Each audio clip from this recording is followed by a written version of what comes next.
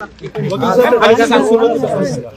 होगा? मी JB Shinde boom खाली सरकारी अभियोक्ता माझा NDTV बूम खाली गया। या प्रकरणाचं गांभीर्य आणि हे पाहता महाराष्ट्र शासनाने माझी सहाय्यक सरकारी अभियोक्ता म्हणून या प्रकरणात नेमणूक केलेली आहे आणि आज वाल्मिक कराड हे जे आरोपी आहेत त्यांना न्यायालयासमोर हजर केले असता आज न्यायालयाने त्यांना 15 दिवसाची पोलीस कोठडी दिलेली आहे।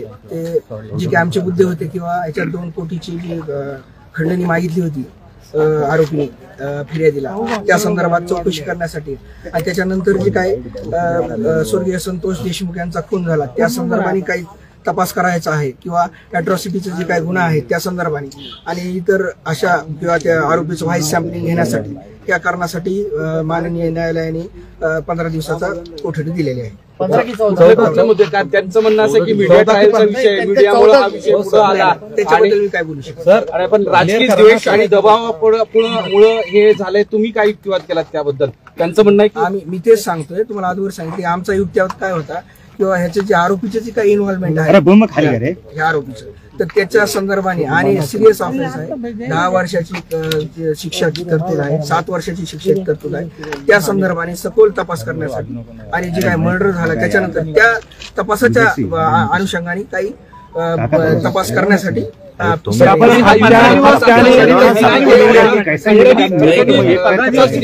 होतं पण तुम्ही हत्या आणि अॅट्रॉसिटी यात सुद्धा संबंध जोडलेला होता। जोडलेला नाही तपास तपास अधिकारी आहेत त्यांनी आम्ही हे असे मुद्दे कोर्टासमोर मांडले आणि ते कोर्टाने मान्य करून PCR दिला। त्यांचं म्हणणं होतं 14 दिवसाचा PCR तुम्ही म्हणता 15 दिवस 15 दिवस PCR ची मागणी केली होती 15 दिवस PCR ची मागणी 15 की 14 काय 15 सर अपहरण 14 तारखेच्या प्रकरणाशी देखील संबंध असल्याचा आपल्या सीआयडीला संशय आहे का? तशा पद्धतीने आपण काही मांडणी केली आहे?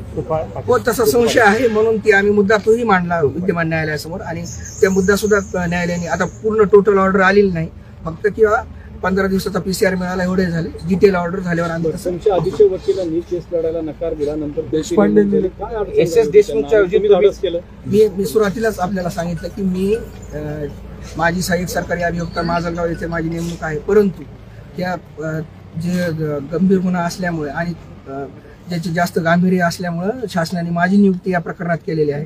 बाकी याबद्दल मी काय एक शेवट CID ने आतापर्यंत जी चौकशी केली होती तपासणी केली होती त्या अनुषंगाने तुम्ही म्हणजे या सगळ्या खंडणी प्रकरण आणि त्यानंतर त्याच्याशी संबंधित असल्या इतर गुन्ह्यांच्या संदर्भात काही तुम्ही सादर केला त्या कोर्टासमोर मांडणी झाली?